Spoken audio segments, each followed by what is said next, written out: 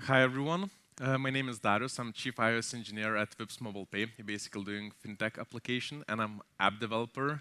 I guess there are many backend developers, but I hope this topic will be relevant. It's not app code, so it should be fine. So today I'll talk about code reviews, the practice that we do each day or almost each day, but we're not paying that much attention how we do it, and we're not that much mindful about it. So I want to start with a short story about pull request. There was a summer. The weather was real nice. Many guys and girls, developers, was on vacation, and there was not that many of us in the office. I was doing some bug fixing for the app code when some backend developer from my team reaches out and saying like, "Can you approve my PR because the other guys that doing the backend are away and they will be back only Monday, and it's kind of blocking me." And he was not asking for me to actually review it, but just approve it. So how many of you ever approved the PR even without looking at it, just because someone asked you to do it? Yeah, so quite a lot of you. So I was going and thinking, it's like easy. I will go and click the button. When I open the pull request, I was like hanging over of the button, and then the doubt crosses my mind. Should I really do it? Maybe when I approve it and it's merged, it breaks something? I'm not exactly sure. And then I second thought it. I have some doubts, and I thought like, maybe I will try to review it. I checked the code, and I understand nothing about it because it was backend code, some backend configurations for deployment and so on, and I have no clue what is going on. But then I thought like maybe there is a way for me to kind of understand it better. So I call the colleague and said, "Can you walk me through it? What that means? What are those files? What actually you changed it?" So we discussed it a bit for a few minutes. He explained me how it's kind of going. I asked, "Can you kind of break something by doing this? What that means and so on." And after a few minutes, I saw some strange stuff. There was some URL for sound production and QA environment that was kind of the same, but for production it was kind of different. And I asked like, "Is it like should be like that?" And he said, "Oh, it's like copy paste issue. I didn't notice it." And he fixed it, and then I approved it. So basically, with this example, I wanted to show that there is a value in code reviews when you actually do it, but the most important part of it is actually understand what you actually checked it before you click approve, because otherwise you're just like not exactly know what is there. And I want to start with the code as such. I think code to a certain degree is an art. And if you look at our definition, is expression or application of human creative skill and imagination. So it's basically the same as coding. We're just using our creative skills and imagination to express the real life world to code and then create some products out of it.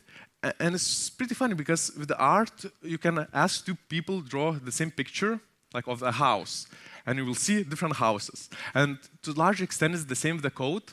You ask two different people implement same functionality, and you end up with different code for whatever reason.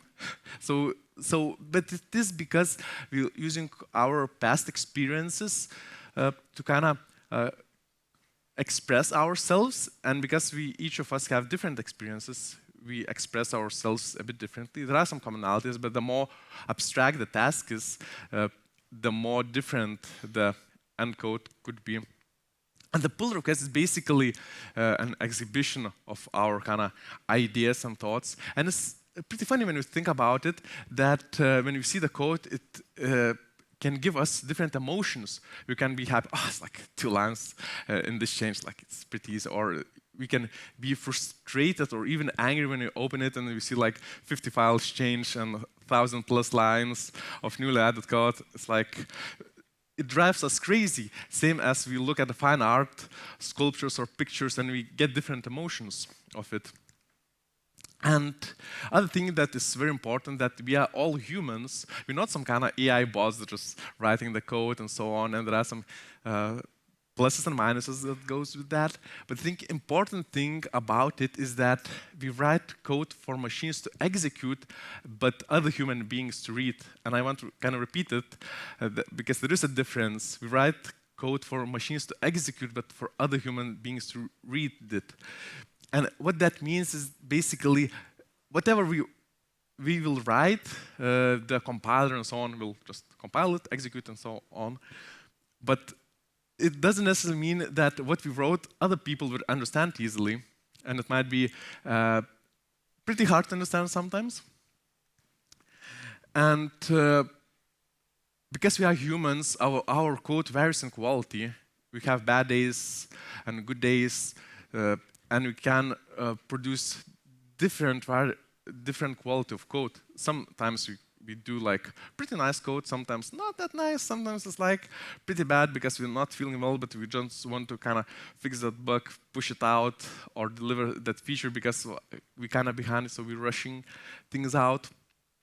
And code reviews basically at least tries to smoothen it out a bit, because if I have a bad day, but maybe the colleagues that checking the code not having the bad day, and they will comment out and say like, yeah, did it not that great, you can improve this and that, and we can kind of iterate on that if they do it and check it.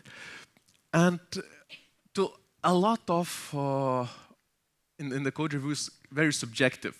We think it's kind of objective, we look at it, and we kind of comment it out, but different people see different things in the code, and there are lots of subjectivity. There are always those people that comments on grammar, like linting things and so on. Some comments on like other things, so it's very subjective based on the person. And for example, junior developers are always kind of agreeable, like they see senior guys' PRs and I approve, because they not necessarily understand everything, and they're kind of subjective, like it is senior guys, so they know what they're doing, but not always we know. And we have different biases. So sometimes we didn't get our morning coffee, and we're not that much focused when we're checking the code on or doing our stuff. Sometimes when you open large pull requests, we just like think, oh, goddamn, I can do it for 50 minutes, and then I will skim to the rest. Even if we don't think like that, it usually ends up like that. We kind of dedicate in the beginning, but at the end, we're just skimming to the last. Something that is above 400 lines or 500 lines of code. And we have those biases for other developers. So if you're seeing like junior developers code, you kind of think like, they probably don't know stuff. They probably have left issues, and we look very closely to those and we find those. But on the other hand, if it's like our senior colleague that sits nearby, we're having coffee each morning with them, I think like he probably think about many things in his change, so probably I don't need to check it that firmly what he did, because he knows what he's doing and I know him. So we have those kind of different biases that we all possess. And there is very interesting thing when we're doing code reviews. We usually evaluating it not on the what it does, but how it looks. And even we're leaving those comments like, looks good to me. Like, does it like works good? No, it looks good to me. Like, I checked it, it looks nice.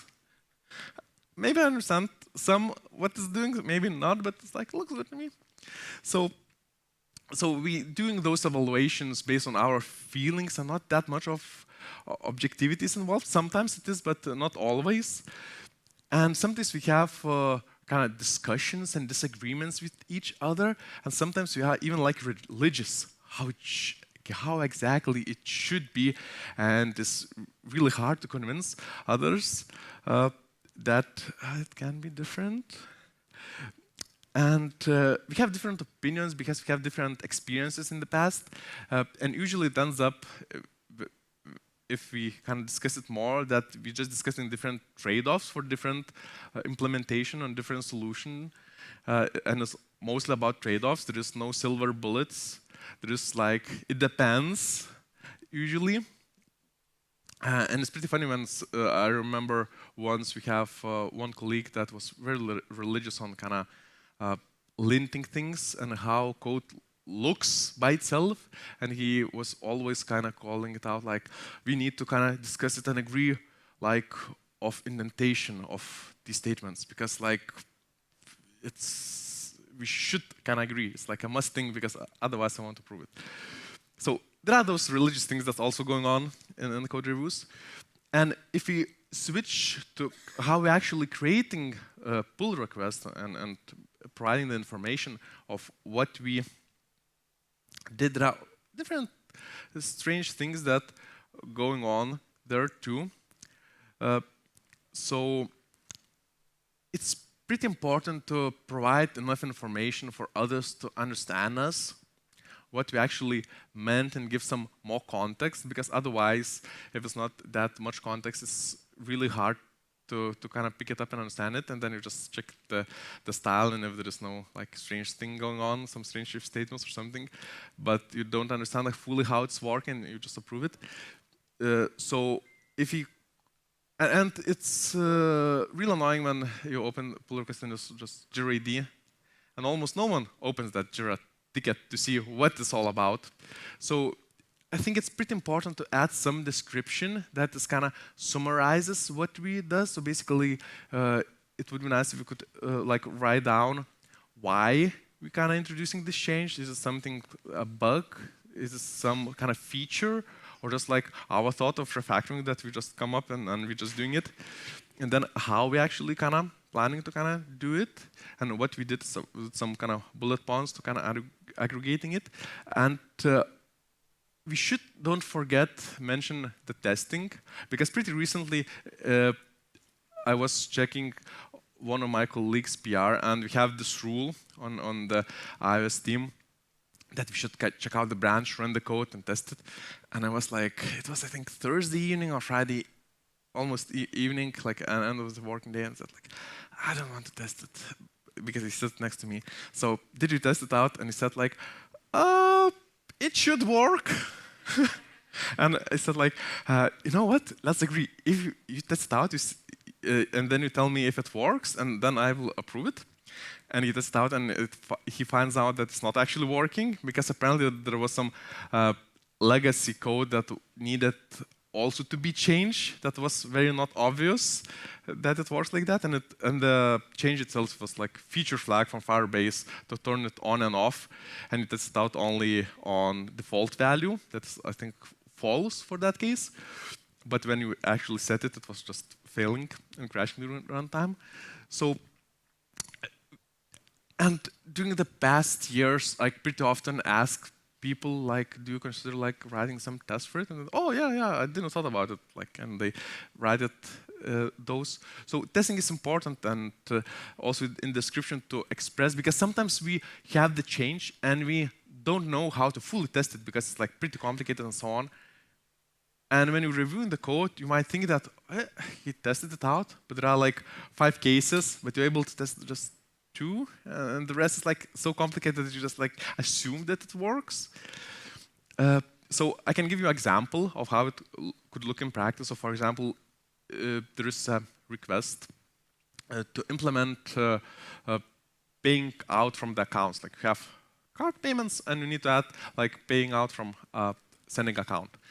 So you could describe it that there is business request or user request to add additionally sending accounts alongside the cards. And then the how part that I'm planning to do it by kind of creating the web view that basically adds the account, do the validation and so on. Then I need to kind of do it in settings, add new accounts alongside the cards, and the same for the payment screen. And then in what you can say that in this pull request, I will just do the web view part. And you do it and so on. And the important thing about this is that if you have the pull request, and then, especially when you add those descriptions, and you end up in writing like, this do like adding sending account request, and adding like UI part, and adding it in the payment source picker in the payment scheme. So probably your PR will be pretty big and doing like few things at the same time. So writing those kind of descriptions to get a grasp of what you kind of planning to do, it's helpful. And if you cannot express very kind of concretely what you are doing. So maybe you're not fully also understand what exactly is doing. It's pretty often happens with the bugs when you just spending like a few days trying to fix it, and you end up just like tweaking some constants that are in the code, doing some shady stuff, because then it works, otherwise it don't. And you're not exactly sure what you did. And it looks kind of unnecessary to review your code yourself, but there is a catch to it. When you kind of review your code yourself, you kind of impersonating the reviewer, and then you look at it from the other shoes, and then you thinking about it, how to make it easier for others to review, and is it like easy to review it? And what I like to do sometimes, leave some comments and ask for like help. Like I did some stuff and I'm not sure if it is the best, and explicitly ask, because I create PR and I check the code myself. And I leave a comment. I'm not sure if I did it like correctly, but if you have some more ideas, let me know. And I leave those kind of comments for like ideas and asking for the help. And alongside with that, I think it's very important to be honest, because we're not always honest that we fully understood the change and how it works and how it exactly solves it. There are some code that's kind of description says that it kind of solves this particular issue, but we look at it, and we don't quite get it, why it's working in this case, but not working in the previous code. So we should kind of ask, not only kind of identify the issues that we see and ask for like improvements and so on, but like be honest that please explain this because I don't quite get it, and express our also concerns if you know a bit more context about the feature and so on, and you know like different cases, you can list down those. Let's say there is like this payment functionality, and did you consider like these 5 things that I think is important, and the last one is like there's just some legacy stuff that you should kind of test it out and so on. So not only like writing what should be changed and so on, but try to clarify and understand it. Because if you're not honest to begin with yourself and the author, and you're just like, I think I understand it, but not really, but it's fine. When you get back to it at a later point, when it's kind of landed in the code, probably you won't understand it either, because if you didn't understand the change itself that was in like a pull request form, you probably won't understand the code when it's even more of that is in place. And let's switch a bit to reviewing the change part. So we quite often forgetting to be explicit about what we actually want to be changed. We, not always, but sometimes we're just writing, it could be better. Like, and then you're checking that comment and saying like, okay, tell me more. And it's pretty useful to add some comments with not necessarily compiling code, but some idea, because if you're thinking that it could be better, so probably have an idea how it could be better. So why not just to list it down, your idea, and just to have a short discussion if it's kind of valid in this context or not. So the code really helps, and also it with the naming, it's like really hard when someone says like the naming could be better, and you spend like half an hour thinking about the name, and someone says it could be better. Like, so why not give them an example? Like how it could be better, and then you can have a bit of discussion. But the more concrete we are, the better it is, because there is nothing worse when you read the comment, you think that you kind of understood it, you did the change, and at the end you get a comment, it's not exactly what I meant. Can you change also like this a bit differently? And God damn, I already give another round for the change and still not kind of what it was meant. And especially after the COVID, when we work from home, there is that detachment of like in-person communication, and we not talk that much because back in the day when the majority of us was in office, it was easier to kind of go across the table and talk about your thoughts with other colleagues when you're checking the code. But right now we sometimes forget that and just writing those comments, and then we end up in long threads. So if there is like more than 4 comments in the thread for a certain line, so probably you need to talk in person, because you won't end up in just 4, you end up with 10 plus. And still at the end you might not understand each other fully. And I think especially it's true with the junior developers, because usually with junior guys, you open the change, you checked it, and you understand that it needs to be redone. And if you try to express in like text what you mean, like how to redo it, probably they won't understand it, because they have different contexts and different experiences, and they won't do it exactly how you imagined. So, but if you go and talk with them and discuss it, how you see it could be better, and then after discussion they have better understanding how it could be done. But it goes also with the senior guys. There are sometimes those talks that you think it can be better, or you know a bit more context, and you're trying to express yourself in some paragraph of the text that you spend like half an hour to kind of collecting, instead of just like calling the other person and just having a short discussion to explaining what you meant. So having those in-person talks really helps. And I think it's very important to ask ourselves if we actually understanding the change. Do we understand what is the problem itself? And then do we understand how this code solves the problem or implements functionality? And ask ourselves, would we do it the same way, or we have different thoughts how it could be done, and then express those in comments on in person, your ideas. Because at the end it boils down, if you understand the change, when it's like in a pull request form, and then at the end when we fixing issues in the code. Because as I mentioned before, if you don't understand the code in the pull request, so it's will be hard to understand it when it kind of lands up into the code base.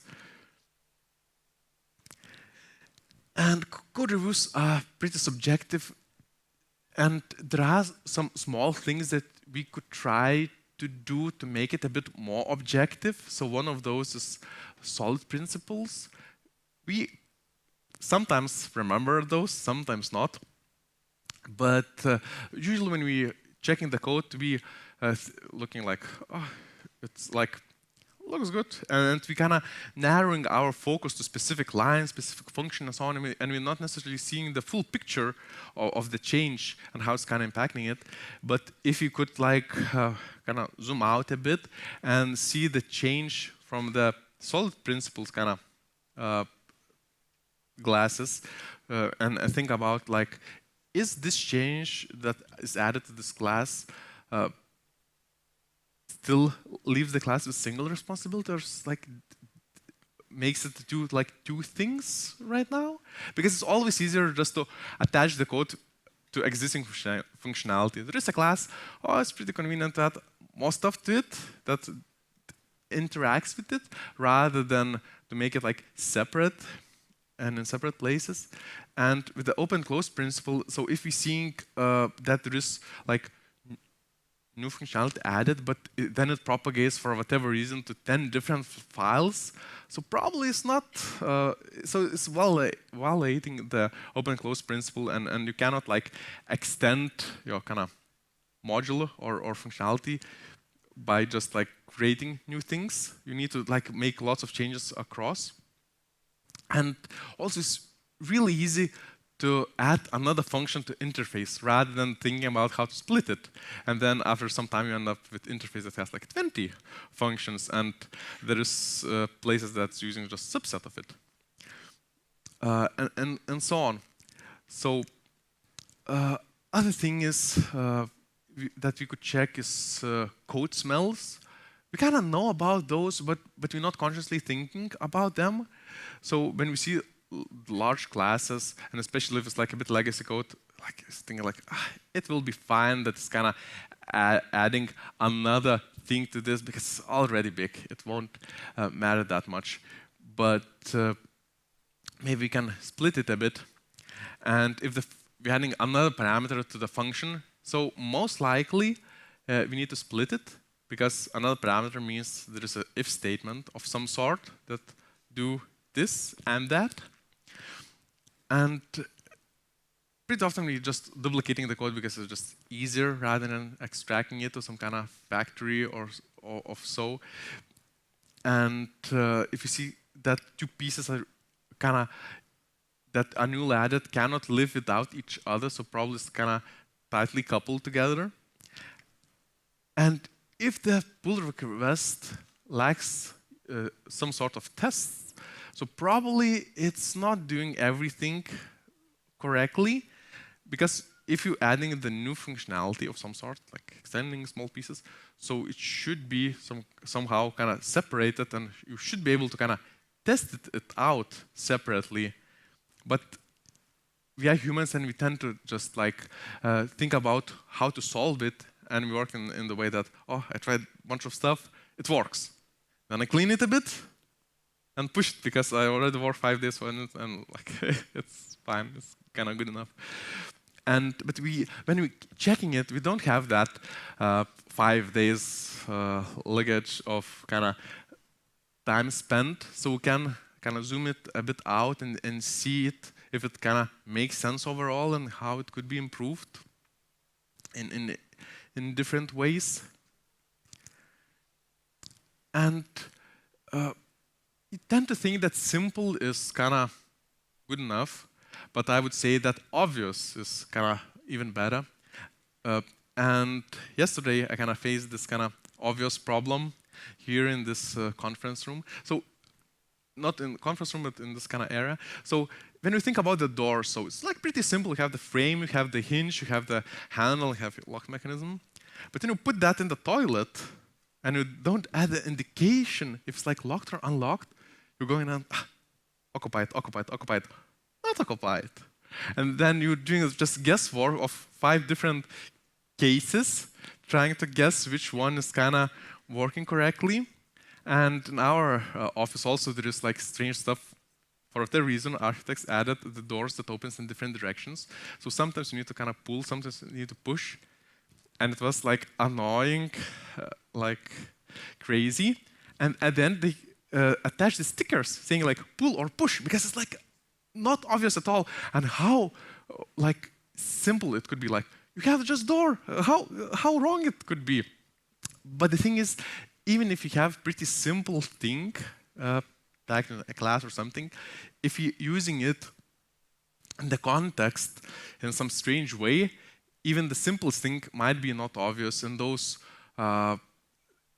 things accumulate. And there are quite many places when I'm doing the code and like, oh, there's a class, I need to create a screen or something. I just call the constructor to kind of push it to the view hierarchy, and it doesn't work because apparently it needs to call some additional functions to kind of do some tweaking and so on, that it could be usable. And then you cannot just go and just create it. You need to kind of check code in different places, how it's used, to kind of figure out how it could be used. So I would say that obvious should be kind of priority rather than simple, because even simple things might be not obvious, especially with the naming. You can have like very simple class, like I don't know, like 10, 20 lines of code, but if the naming is so strange, you won't kind of get it, what it does, unless you go to implementation and see by yourself, and just like consumes minute by minute, day by day, your time. And when we're looking at the test in our pull requests and changes, we usually skim through those. So, oh, there's a code, I'm looking at it, and there is a test. Oh, like, it works. and we tend to just write tests for just the sake of existence of those. And we should pay a bit more attention to it because they actually testing it up our production code. And there is like really time consuming when the tests are failing. You open the test and you don't have a clue what the heck is doing, because it's like after this change, 10 tests started to fail for no reason. And you usually go and fix those by just tweaking the data that is there, but not full understanding what actually it does. So if you could treat the test as production code and pay more attention how to do, because we have usually different standards. There's like code that we kind of really keen to check it, to kind of clean it up and so on. But then there is a test like, let's make it work. It's like 100 lines of like test case, lots of like setups and then multiple asserts and so on, and wake naming. What I like to do in the test, I like to name the function at least that it follows that when given when then principle. So given like date formatter, when the date is at certain form, then it should parse to kind of timestamp or whatever, or format it to decay time and date format. And then at least from the test case name, at least you can identify at least what is the attempt to do it and test things. And there are other thoughts that I would like to share that also related to code reviews. So one of those is also is related to human nature, that it's hard for us to change things, and we tend to accept things how they are. Like our code reviews takes like 5 days on average. That's fine. It always was like that because the change is hard. But if you could think how we could kind of do it a bit differently, and we always can do things a bit better, not necessarily radically better, but a bit better day by day, and improve it. And sometimes it might sound that it don't need to change because like it works fine. But then I would ask you, do you know how well it could be? Because in the past we have some CI solution, and I thought that it was reasonable, it was working, it was sometimes not working, we needed to fix it and so on. But we didn't have context how like different provider for CI could help us and how much of that maintenance like time at least it can cut. So how it is not necessarily the best, and we don't know how better it could be. And those small changes actually compounds. So if we try to do things 1% better, so we think like doing the math that 1% better, so after 100 times I will be like twice as better. But actually, if you do today like 1% better, and you continue to do that, and the other day you do another 1%, so you won't count that 1% from 100, but from 101. And with that compounding, you need not 100 times to be twice as better, but just 70 times, and to be twice as good. And 3 times as good with the compounding with 1%, you just need 110 times. And in the year, if you do it like consistently, you will be 7 times better in 260 working days. Of course, probably it won't scale that much, but there is still lots of things to do things better, not necessarily with code reviews, but overall how we kind of do things, how we code, how we check others' code, and how we learn things.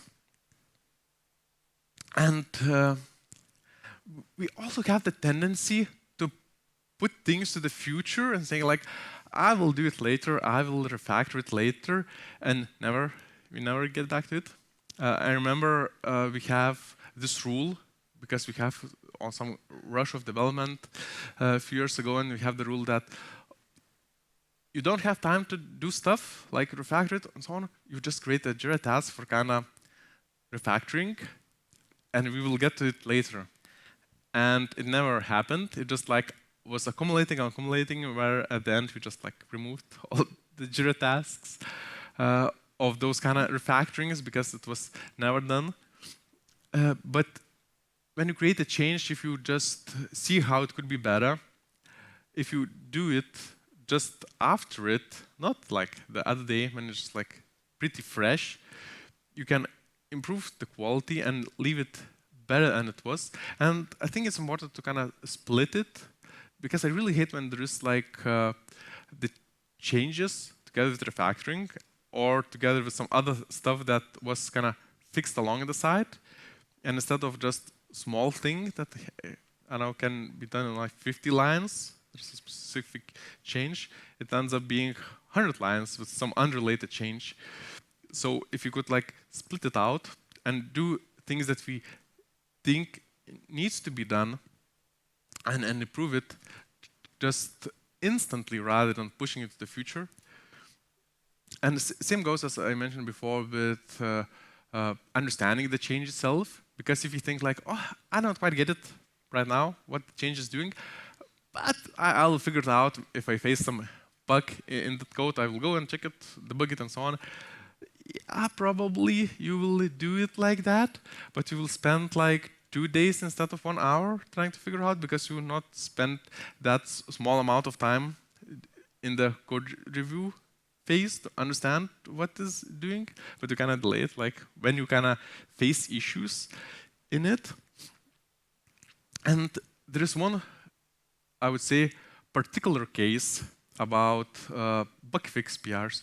For whatever reason, they tend to kind of be pretty big, because you go and fix it, and then you see like you spend some time, a few days, you kind of finally fixed it, and then you see like bunch of other code around it, and then like, oh, it's just like 1 liner or 2 liners. Why I'm not changing also the surroundings? And you're doing it in one PR, and then at the end, when some other guys kind of opening it, you're looking at it, and then that small fix is so hidden between other changes that it's almost impossible to understand which changes are related to the fix, which was like refactoring to figure out the fix, and so on. So if you could be mindful enough and just make the fix, and those all refactorings that we did trying to figure out how to kind of we converge to it, make it separate PR. I sometimes do that stacking PR stuff. I create a branch and then I do another one of that. It's sometimes annoying to have it like it, but it depends on the time, how fast those pull requests are merged.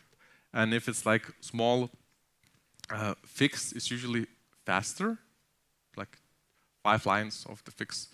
Just merge it, even though the code is crappy, but it's kind of, you have the fix. But if you did all kinds of refactoring around it, then you will have also way more comments, and you won't be able to kind of push the fix to production faster, because it will take some time to kind of fix other comments to relate the changes that you did along the way. And I would like to kind of summarize what I was talking about in a few sentences.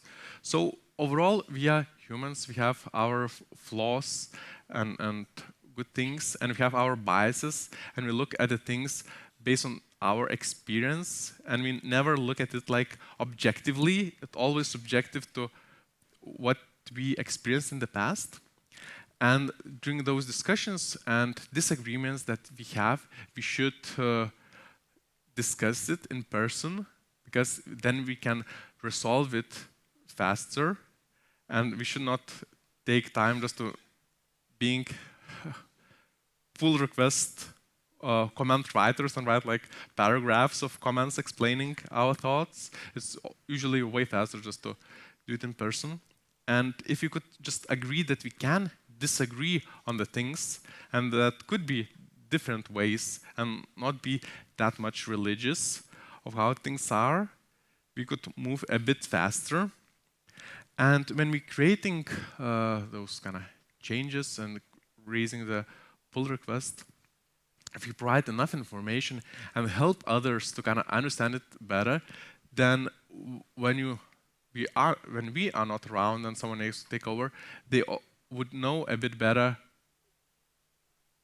what was in there because they will recall the changes and the reasoning behind it.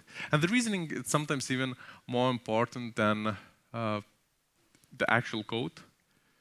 And if you could be just a bit more honest with each other and the authors, we also could do things faster.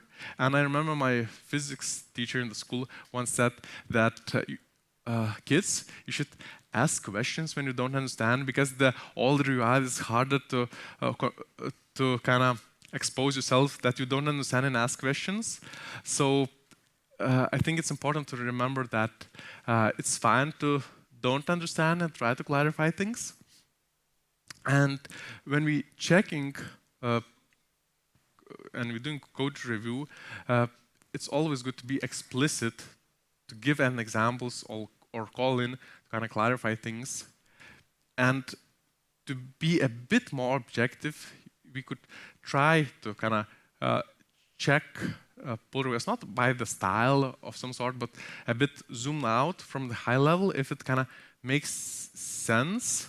And if, for example, solid principles kind of are not validated, because usually when we write the fresh code, it's fine. It's usually model is good. But when we kind of do iterations on it, we kind of break things unintentionally because we're just not thinking about it in the same way. And maybe you're not the original author that have a bigger context. And I think making it obvious is way better than making it simple, because even the complex things can be relatively obvious, and we can make even simple things not obvious enough. Yes, so I think that's it. Thank you for your time.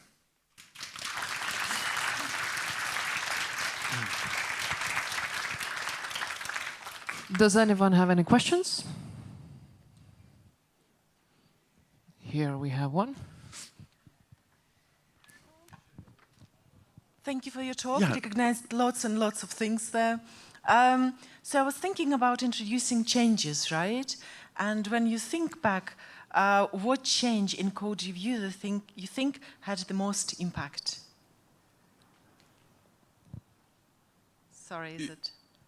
You mean impact by what exactly? Quality code, or team maybe. Speed. Yeah, so overall, I think the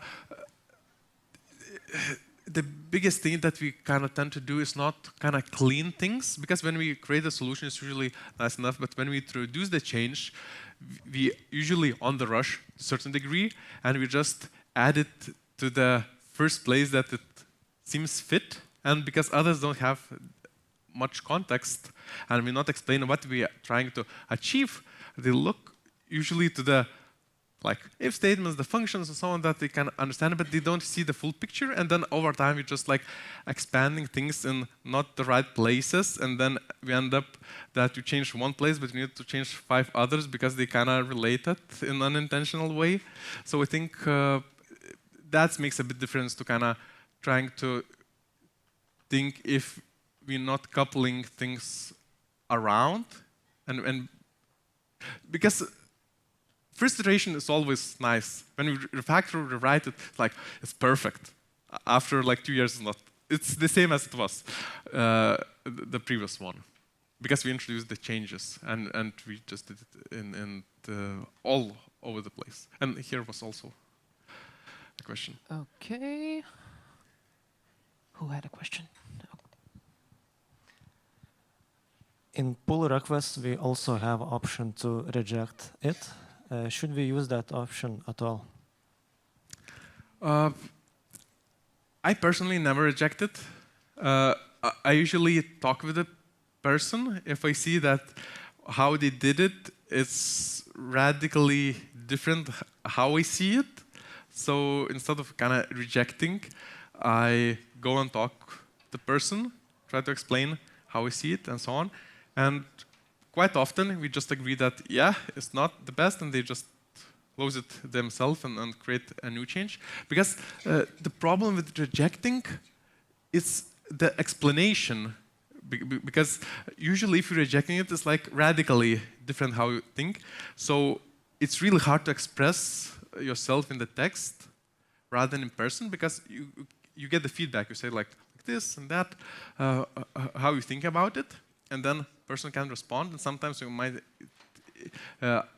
see that you are not exactly right about how you think it, because overall rejecting might be rude. It depends on the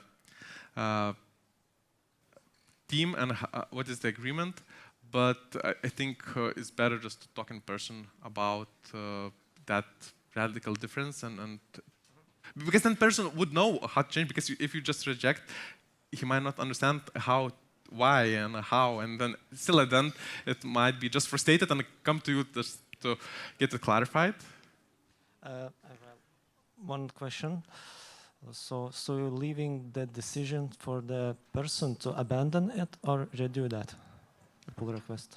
It's usually you need that change, just in different form. So it's usually you abandon the old one and create a new one based on the comments. And especially it's pretty common with junior guys that you see that it should be like way different, and then you just talk with them, explain how you see it, and then ask them to redo it. And if you have mutual agreement, it's like way faster.